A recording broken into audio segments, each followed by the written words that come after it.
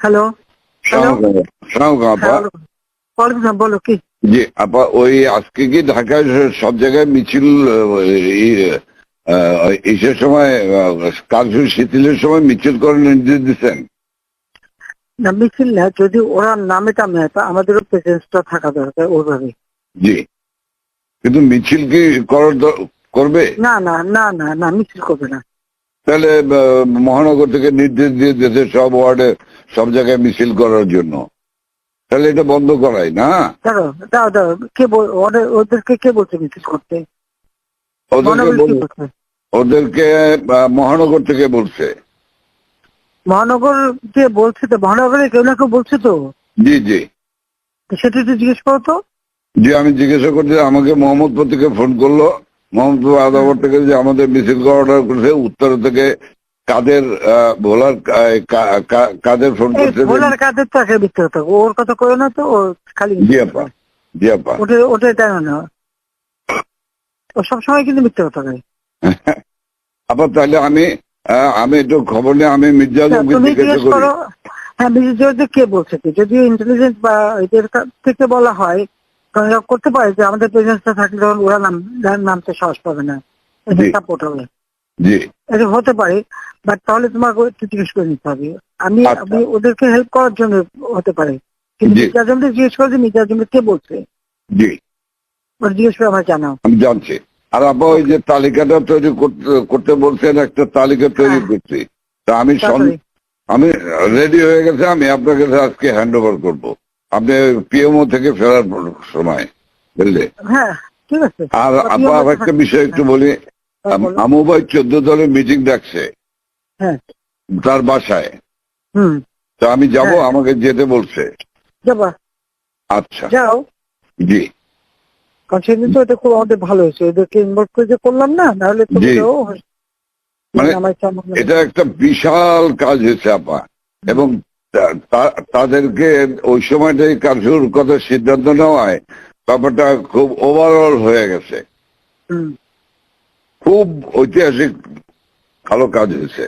ওই তাদের গিয়ে একটা মেসেজ দিচ্ছে সবাইকে যে যার যা কিছু আছে সব তো বঙ্গবন্ধুর কথা এখন নকল করে। জি জি সবাই জি মানে আন্দোলন চালায় যাও, 2 দিন কন্টিনিউ করতে পারলে আর এই গভর্নমেন্ট থাকবে না। থাকবে না। জি হ্যাঁ, তো এটা সে সবাইকে বলছি। এখন তো তোমার আমি একটা কথা বলি, তোমার তোমার এই যে বিহারির, তুমি আমাকে যেটা বলবো সত্যি কথা বলবো। জি বলুন। তোমার ওই মোহাম্মদপুরে যে বিহারি পড়ছিল, ওদের ভূমিকাটা কি?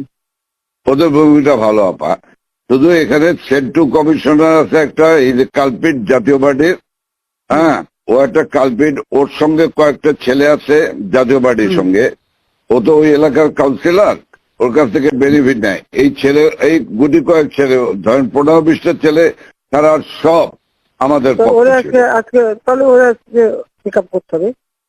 সেন্টু হলো সমস্ত মানে রুট অফ অল ইভিল।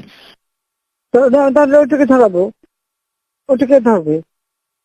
আর এছাড়া বা আমার মোহাম্মদপুরের সব ঠিক আছে, শুধু পল্লবীটা ডিস্টার্ব। আজকে ওরা সব ক্যাম্পে নিয়ে পল্লবী সব নিয়ে মিটিং করতেছে।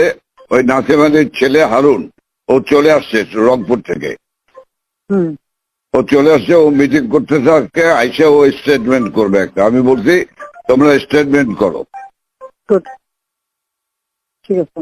ওরা আজকে স্টেটমেন্ট করবে আপাত।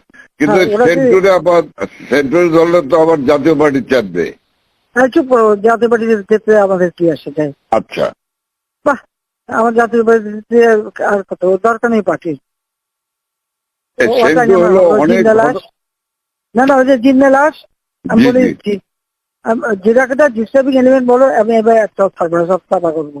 জি আপা, জি আপা, একদম এবার ছাইকা ফেলতে হবে আপা। আমি তো বলছি ওই যে কুইল বস্তিতে সবগুলি যে ওখানে ঠুসে ওখানে থাকে, তোমার এই বিহারি বস্তিতে থাকে, আবার কিছুই না, সব জায়গায় একটু সার্চ করো, জি আপা, সার্চ করা। জি আপা, ব্লক রেড করতে হবে, চিরুনি অভিযান। সেটাই চলতেছে এখন, সেটা চলতেছে, কিন্তু সেই সাথে জি আপা। বাঁচতে যেমন কিনতি, বাবরে বাবা।